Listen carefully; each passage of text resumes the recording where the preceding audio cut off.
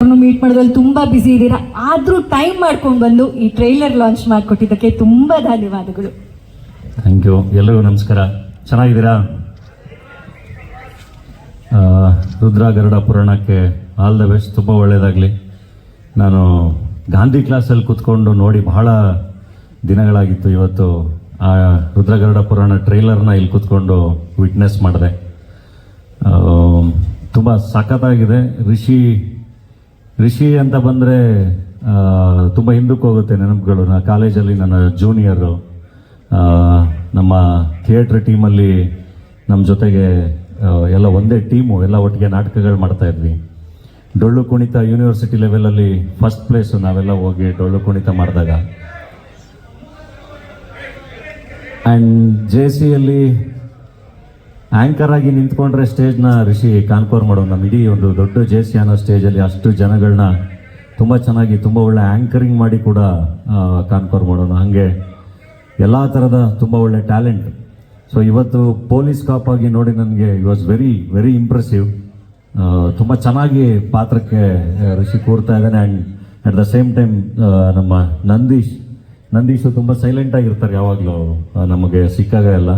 But ತುಂಬ ಚೆನ್ನಾಗಿ ಕೆಲಸ ಮಾಡಿದ್ದಾರೆ. ಪ್ರತಿಯೊಬ್ಬರ ಕೆಲಸನೂ ತುಂಬ ಚೆನ್ನಾಗಿ ಕಾಣ್ತಾ ಇದೆ. ಸೊ ಒಳ್ಳೆಯದಾಗಲಿ.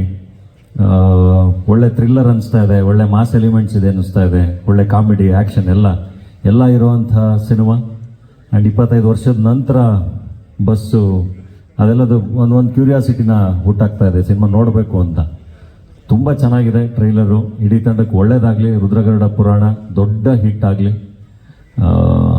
ಮಂಜಣ್ಣ ಹೇಳ್ದಂಗೆ ಥಿಯೇಟ್ರಿಂದನೇ ಅದೆಷ್ಟು ಕಲೆಕ್ಷನ್ ಬರುತ್ತೋ ಅಷ್ಟನ್ನು ಅದು ಗಳಿಸ್ಲಿ ಅಂತ ಹೇಳಿ ವಿಶ್ ಮಾಡ್ತೀನಿ. ಆಲ್ ದ ಬೆಸ್ಟ್ ಇಡೀ ತಂಡಕ್ಕೆ.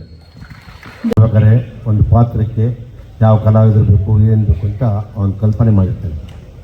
ಅದಕ್ಕೆ ಪ್ರತಿಯೊಂದು ಒದಗಿಸ್ತಾರೆ ನಿರ್ಮಾಪಕರು. ಒಬ್ಬ ನಿರ್ಮಾಪಕ ಹುಡ್ಕೋಬೇಕು. ಇವತ್ತೇನಾಗಿದೆ ಅಂದರೆ ಚಿತ್ರರಂಗ ತುಂಬ ಮೊದಲು ಏನು 6-7 ವರ್ಷ ಹಿಂದೆ ಇತ್ತು, ಥಿಯೇಟ್ರ್ ನಂಬಿ ನಾವು ಜೀವನ ಮಾಡ್ತಾಯಿದ್ದು, ಥಿಯೇಟ್ರ್ ನಂಬಿ ಸಿನಿಮಾಗಳು ಮಾಡ್ತಾಯಿದ್ದು. ಅದೇ ಪರಿಸ್ಥಿತಿ ಇತ್ತೀಚೆಗೆ ಬಂದುಬಿಟ್ಟಿದೆ. ನಮಗೆ ಈ ಪ್ರೇಕ್ಷಕ ಬಂಧುಗಳು ಕೈ ಹಿಡಿಬೇಕು. ರುದ್ರಗರುಡ ಪುರಾಣ ತುಂಬ ಚೆನ್ನಾಗಿದೆ. ರಿಷಿನ ಯಾವ ರೀತಿ ನಾನು ಇಷ್ಟಪಡ್ತೀನಿ ಅಂದರೆ, ರಿಷಿನ ನಾನು ಅಬ್ಸರ್ವ್ ನೋಡಿದಾಗ ಈ ಹಿಂದಿಲಿ ಗೋವಿಂದ ಇದ್ದ ಗೊತ್ತಾ, ಆ ಥರ ಒಂದು ಕಾಮಿಡಿ ಮಾಡ್ತಾರೆ, ಸೀರಿಯಸ್ ಆಗ್ತಾರೆ, ಫೈಟ್ ಮಾಡ್ತಾರೆ. ಆ ಪಾತ್ರನ ನಾನು ನೋಡಿದ್ದೀನಿ. ಇವತ್ತು ಲಕ್ಕಿ ಆ್ಯಂಡ್ ಅಂತ ಹೇಳಕ್ಕೆ ಇಷ್ಟಪಡ್ತೀನಿ. ನಮ್ಮ ಡಾಲಿ ಅವರು ರಿಲೀಸ್ ಮಾಡಿಕೊಟ್ಟಿದ್ದಾರೆ. ದೊಡ್ಡ ಹಿಟ್ಟಾಗಲಿ, ಒಳ್ಳೇದಾಗಲಿ, ಚಿತ್ರರಂಗಕ್ಕೆ ಒಳ್ಳೇದಾಗಲಿ. ಸಾಮಾನ್ಯ ನಮ್ಮಲ್ಲಿ ಎಲ್ಲ ಬೆಳೆದಾದ್ಮೇಲೆ ಎಲ್ಲ ಬೇರೆ ಕಡೆ ಹೋಗ್ತಾರೆ. ದಯವಿಟ್ಟು ಬೇಡ, ಎಲ್ಲ ಇಲ್ಲೇ ಇರಿ ಅಂತ ಹೇಳಕ್ಕೆ ಇಷ್ಟಪಡ್ತೀನಿ. ಯಾಕೆಂದರೆ ಇವತ್ತು ಏನು ಈ ಸಂಚಿತ್ ಸಿಂಗರು ಎಲ್ಲ ಇಲ್ಲಿಂದ ಬೆಳೆಸೋರು ತೊಗೊಂಡೋಗಿ ಹಿಂದಿಲಿ ಮಾರ್ಕೊಂಬಿಟ್ಟವ್ರೆ. ಅವನು ಕನ್ನಡ ಸಿನಿಮಾ ಕೇಳಿದ್ರೆ 2.5 ಲಕ್ಷ ಕೇಳ್ತಾರೆ. ಇದೇ ಬಾಂಬೆಯವ್ರು ಏನು ಮಾಡ್ತಾರೆ ಹೇಳಿ, ಸೋನು ನಿಗಮ್ಗೆ ಹಿಂದಿ ಹಾಡು ಹೇಳಿದ್ರೆ 40-50 ಮೇಲೆ ಕೊಡೋಲ್ಲ. ಯಾಕೆಂದರೆ ಅವರೇನೋ ಜಾಸ್ತಿ ಓಡಿಸ್ಬಿಡ್ತಾರೆ. ನಮ್ಮಲ್ಲಿ ಹಂಗಲ್ಲ, ಇವ್ರು ಮಾಡ್ತಾರೆ, ಇಲ್ಲೆಲ್ಲ ಕಷ್ಟ ಬಿದ್ದು ಗೆಲ್ಲಿಸ್ತಾರೆ. ಅದೇ ಕನ್ನಡ ಸಿನಿಮಾಗೆ ಹೊರ್ತೀರಿ 2 ಲಕ್ಷ ಹೇಳ್ತಾರೆ, ಹಾಡಾಡಲ್ಲ. ಈ ಥರ ಪರಿಸ್ಥಿತಿ ನಮ್ಮ ಚಿತ್ರರಂಗದಲ್ಲಿ ಇಲ್ಲಿ ಬೆಳೆದೋದವರು ಬೇರೆ ಥರ ಇರ್ತಾರೆ. ನಮ್ಮ ಸಿನಿಮಾ, ನಮ್ಮ ಚಿತ್ರರಂಗ ಬೆಳೆದೋದವರು ದಯವಿಟ್ಟು ನಮಗೆ ಮಾಡಬೇಡಿ, ಚಿತ್ರರಂಗಕ್ಕೆ ಒಳ್ಳೇದು ಮಾಡಿ. ನಿಮ್ಮನ್ನು ಇಲ್ಲಿ ಬೆಳೆಸಿ ಉಳಿಸಿರ್ತಾರೆ. ಒಬ್ಬ ನಿರ್ಮಾಪಕ ಕೊಡ್ಕೊಂಡ್ರೆ ಉದ್ಯಮ ಉಳಿದಿದೆ. ನಮ್ಮ ಚಿತ್ರರಂಗ ಇವತ್ತೇನು ಬೇರೆ ಭಾಷೆಗಳಲ್ಲಿದೆ, ಇವತ್ತು ಯಾರಿಗೂ ಕಾಂಪಿಟೇಷನ್ ನಮ್ಮ ಸಿನಿಮಾ ಬೆಳೀತಾರೆ, ಚಿತ್ರರಂಗ ಬೆಳೆದಿದೆ.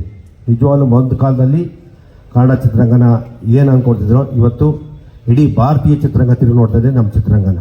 ನಿಜವಾಗ್ಲೂ ಖುಷಿ ಬಿಡಬೇಕು.